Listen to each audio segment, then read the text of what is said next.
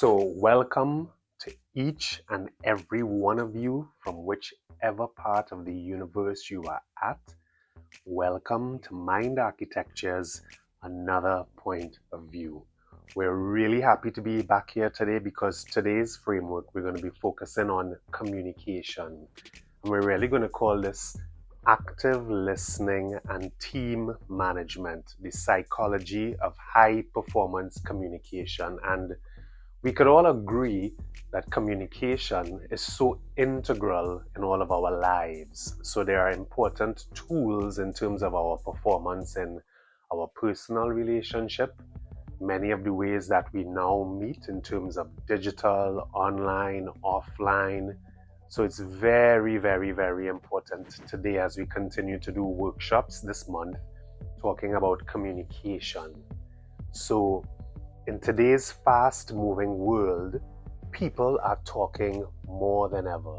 Meetings, messages, emails, voice notes, presentations, social media, there's so much talk.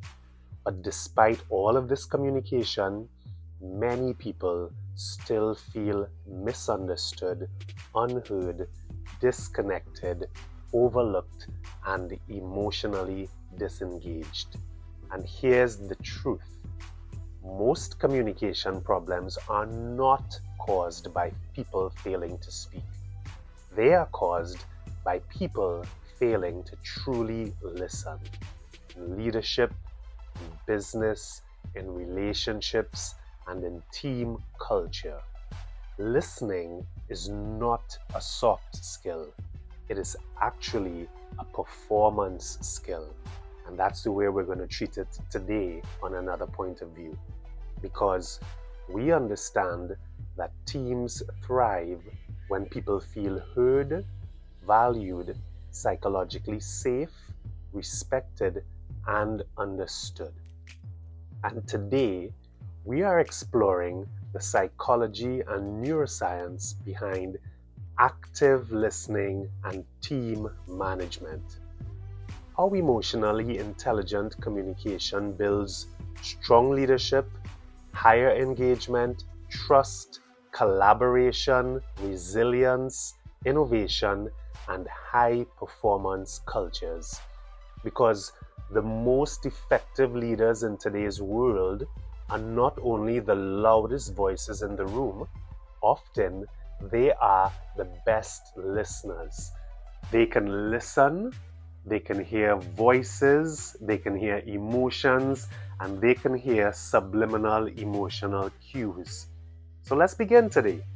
Our first section is the communication crisis in the modern world and workplace. Modern workplaces are under pressure because of deadlines, stress, hybrid work arrangements, constant distraction, emotional burnout, fast decision making. And in many organizations, people are physically present but mentally absent. They listen to reply and not to understand. So we want to break this chain today with some really useful insights. Research in psychology shows many people become distracted by assumptions, internal thoughts, emotional reactions, defensiveness, and judgment, which means communication often becomes reactive instead of being received intentionally. And when employees feel unheard consistently, organizations and work groups tend to experience disengagement, low morale, conflict, reduced trust, and lower performance. Because people do not only want instructions, but they want connection. So let's talk a little bit about a viral story moment. The employee who was simply ready to quit. There's a story about a talented employee who was preparing to resign from a company. Not because of salary, not because of workload, but because she felt invisible. Every meeting felt transactional, every conversation felt rushed, until one day, a leader asked a simple question: How are you really doing? What's been on your mind for a while? And for the first time in months, someone genuinely listened with no interruption, no judgment, no immediate solutions, just presence.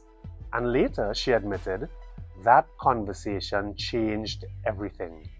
I realized I didn't need perfection, I just needed to feel heard. And this is one of the most underestimated truths in leadership psychology. And it actually goes across leadership psychology, also into partnership psychology, because teams thrive on effective communication. People support environments where they feel psychologically safe and emotionally valued and highly engaged. So remember, this section speaks to the mindful presence, which is the foundation of active listening. The first skill of active listening that we want you to be conscious of practicing so much more is really mindful presence. Being fully, mentally, and emotionally present during communication. Not multitasking, not checking devices, not preparing your next response, or mentally drifting somewhere. Mindful presence communicates you matter in this moment. Neuroscience shows that human connection strengthens when people feel seen, acknowledged, and emotionally attended to. And leaders who practice presence build stronger trust and engagement in work teams. So, our first tool that we're going to present today is what we call the 3-second presence reset. Before conversations, pause, breathe, focus intentionally on the person speaking, because presence creates connection. Another part of group communication we'd like to touch on today is something we call reflective and paraphrased responding. Because one of the most powerful communication techniques in psychology and therapy is reflective listening. Because as therapists and coaches, we practice reflective listening. This means paraphrasing or reflecting what someone communicated before responding. So I'm going to give you a live example. Instead of immediately giving advice, say, "So what I'm hearing is that you're feeling overwhelmed by the workload." This is a great example of paraphrased response to ensure that you are accurately understanding the message and the emotion that is felt behind the message. And this technique seeks to reduce misunderstandings, increases emotional validation, improves trust, and helps people feel understood. Because many people are not only seeking solutions, they are also seeking understanding. And the second tool we want to share today from the seat of a therapist is the reflective response framework. Use phrases like, "What I'm hearing is," "It sounds like," "So what you're saying is." Reflection shows reactive communication and it increases clarity. And this is important to someone who is communicating. And our next section is really very important to the entire listening and communicating process, and it's called suspending judgment and defensiveness. One of the greatest barriers to listening is defensiveness. We often say that there are two behaviors when feedback is given. There's one where a person takes offense, and the other is when they take ownership. So becoming defensive is one of the greatest disruptors to effective listening.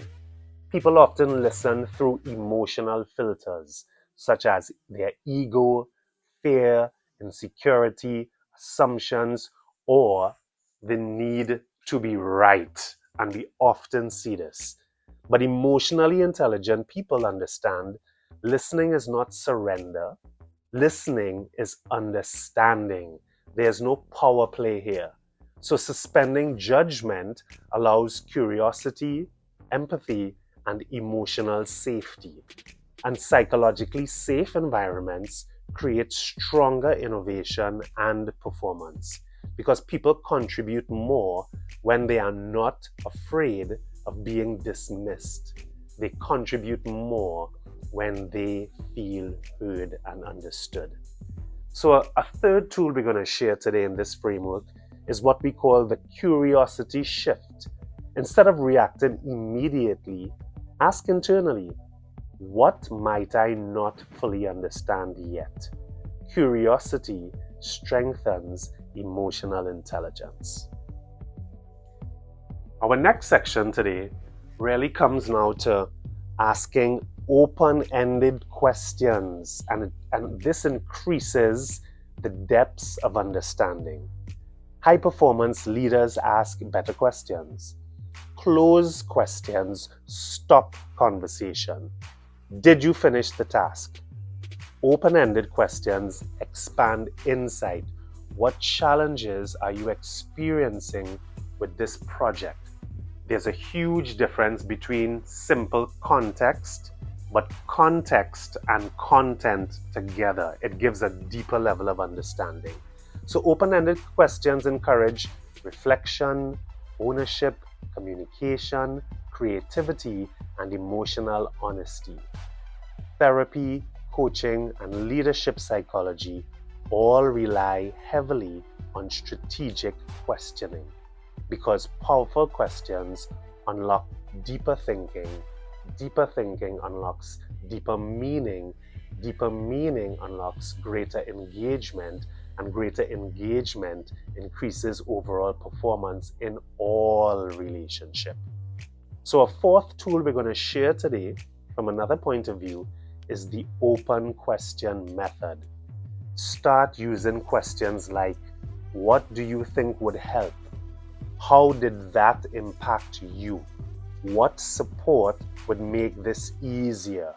What's your perspective?